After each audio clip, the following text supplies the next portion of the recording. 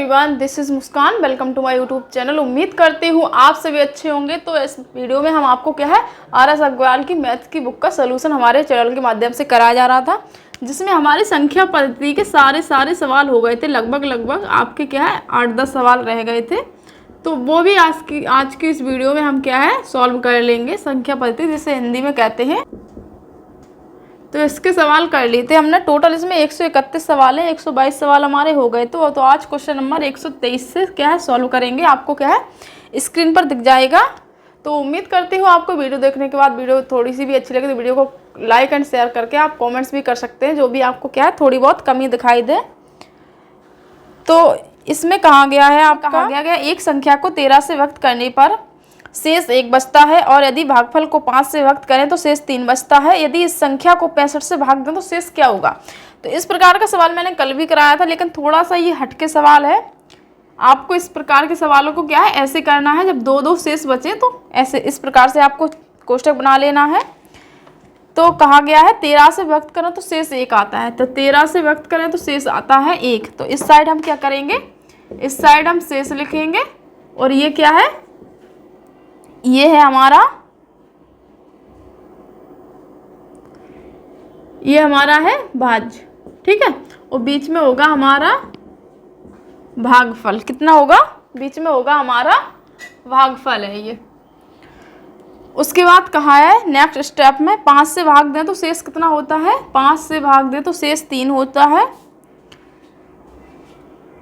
इस प्रकार संख्या देखो, अब इतना इसमें दे रखा है तो हमें ये x की वैल्यू ज्ञात करनी। कैसे करेंगे, नीचे हम अपने आप से 1 मान लेंगे, और यहाँ से यहाँ तक जाने के लिए मैंने कल भी बताया था गुणा करते हैं, और यहाँ से यहाँ तक जाने के लिए मतलब प्लस करते हैं।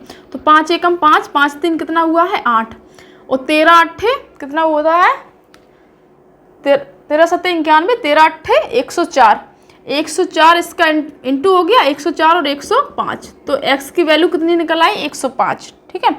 अब 105 में कहा था उसने कि कितने का भाग दें, 65 का भाग दें आपका, ठीक है। तो शेष कितना होगा, अब इसमें देंगे हम 65 का भाग। तो 65 दूनी कितना होता है, 65 दूनी होता है आपका 5 दूनी 10 की 0, हाथ से ले 5 दूनी 6 दूनी 12 और 1 13। 65 दूनी तो 130 होता है। तो 65 एकम 65 एक बार भी जाएगा, और 5 में से 5 गया 0, 10 में 6 गया 4। तो शेष कितना बचा, शेष बच गया आपका 40। तो इसका ऑप्शन नंबर हो जाएगा डी, इसमें शेष 40 दे रहा। अब क्वेश्चन नंबर 124 की तरफ चलते हैं। 124 क्वेश्चन नंबर में क्या कहा है, 124 में कहा है कि किसी संख्या में 7 जोड़कर योगफल को 5 से गुणा करें। मतलब किसी संख्या में 7 जोड़कर, मान लीजिए वो संख्या x है, तो x में 7 जोड़कर फिर कहा है योगफल को 5 से गुणा करें। अब जो योगफल बन गया है x + 7, इसको क्या करें 5 से मल्टीपल करें। 5 से गुणा करने पर गुणनफल को 9 से भाग दें। अब इस पूरे को क्या है 9 से भाग दें। तो इस प्रकार प्राप्त भागफल में से 9 घटाने पर, भागफल में से कितना घटाने पर, भागफल में से 3 घटाने पर 12 शेष आता। कितना, 12 शेष आता है। तो शेषफल कितना है, ठीक है। अब इस प्रकार हमें क्या है x की वैल्यू ज्ञात करनी है। तो सबसे पहले यहाँ हम क्या करेंगे 1 मान लेंगे। तो सबसे पहले करेंगे 5x + 7 × 35 - 9 × 27 यहाँ, और 12 × 9 यहाँ पर हो जाएगा। तो 5x + 35 - 27। अब यहाँ पर आप देख सकते हैं ये 35 में से 27 गया, कितना बचा है 15 में से 7 गया 8 बचा, 801, यानी कि 5x + 8 बराबर 12 108 होता है।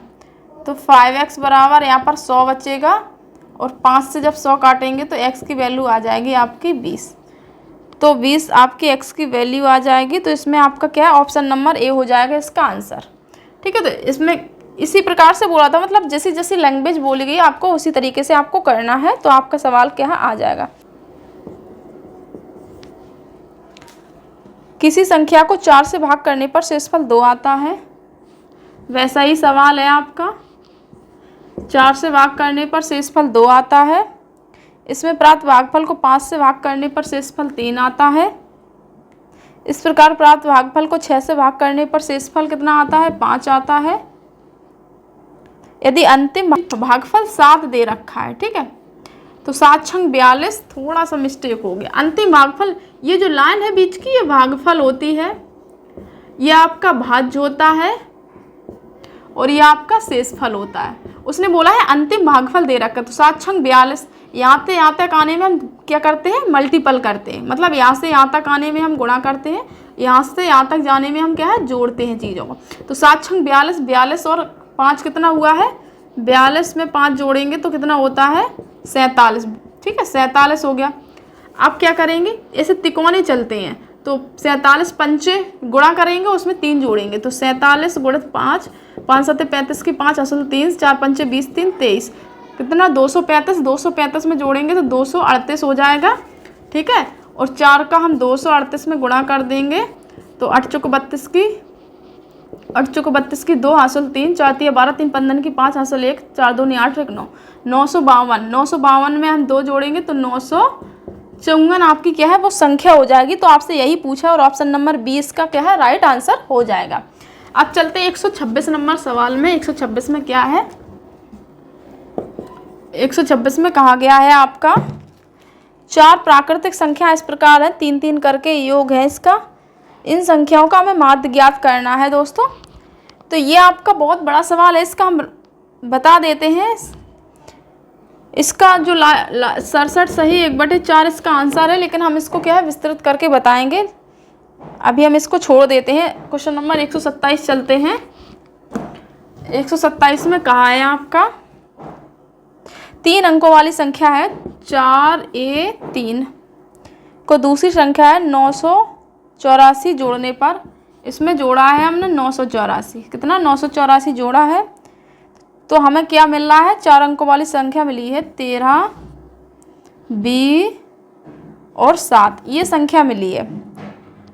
तो 11 से विभाज्य है, ये जो संख्या है पूरी 11 से विभाज्य है। क्या है?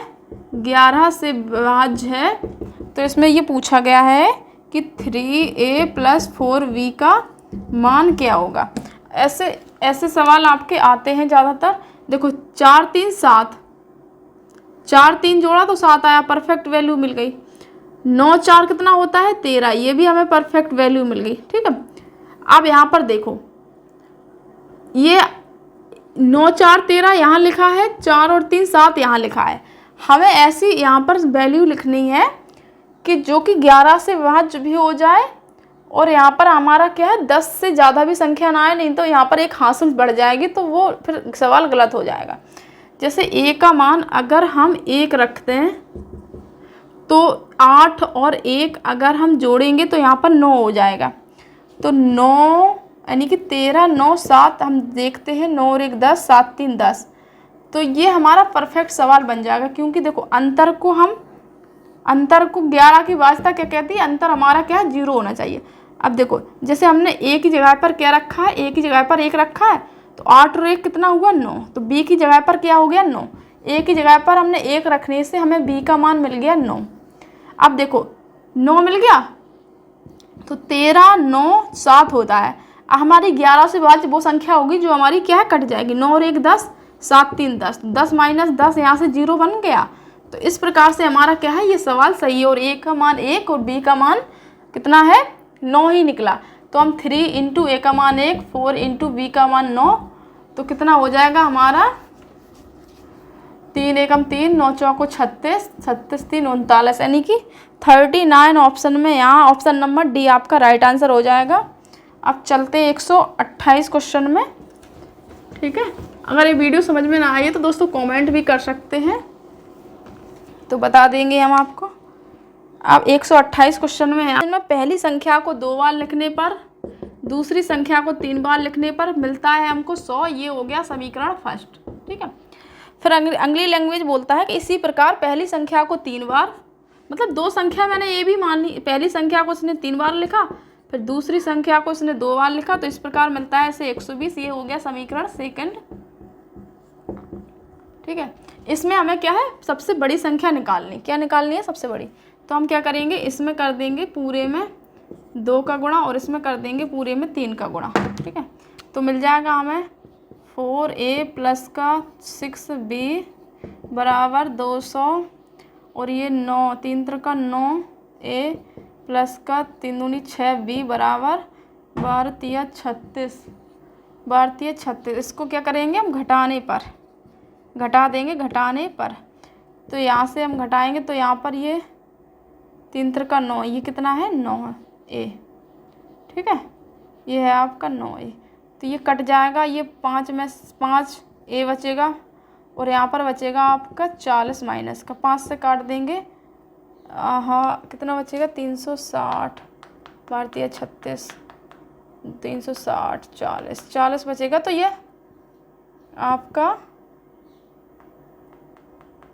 आपका 8 बार आएगा। 2 दूनी 4 2 तिया 6 200 3 का 9 3 दूनी 6 भारतीय 36, ठीक है। ये थोड़ा सा मिस्टेक हो रखा है यहाँ पर, ये थोड़ा सा मिस्टेक है। यहाँ पर हम कर देंगे 3 का गुणा, यहाँ पर कर देंगे 2 का। तो 3 दूनी 6 3 का 9 और ये मिलेगा आपका 300, ठीक है।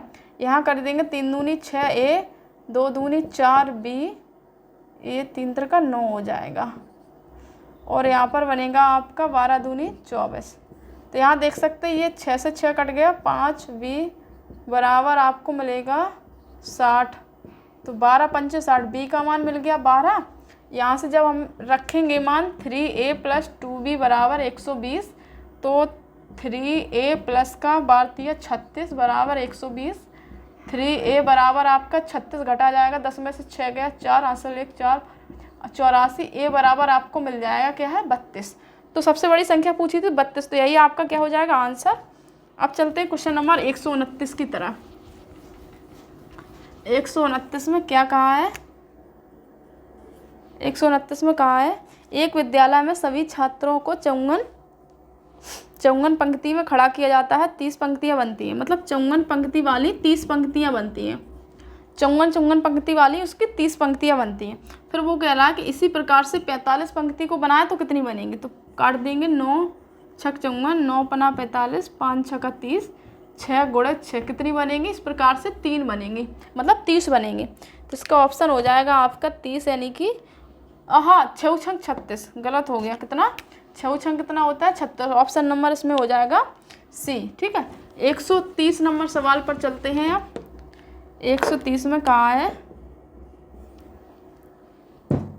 इसमें से 59 25 ना 59 75 23 59 75 23 में हमें क्या करना है 7 का जातीय मान व स्थानीय मान। 7 का जातीय मान स्थानीय मान 7000 आएगा, जातीय मान 7। इनका बोला है हमें अंतर चाहिए, तो अंतर चाहिए तो हमारा क्या हो जाएगा 3 10 में से 7 गया 3 9 9 और 6 69 और 93 हो जाएगा, यानी कि ऑप्शन नंबर सी। अब चलते इस सीरीज का पूरा लास्ट सवाल 131 नंबर। 131 नंबर में कहा गया है 64 71 35 64 71 35 में 7 व 3 किसका 7 व 3 का स्थानीय मानों का अंतर। तो 7 का 3 का हो जाएगा 30 7 का हो जाएगा 7000। इनका हमें चाहिए है अंतर, क्या चाहिए है अंतर। तो 7000 में से हम 30 घटाएंगे तो हमें क्या मिलेगा 0 7 9 और 6 यानी कि 69 70।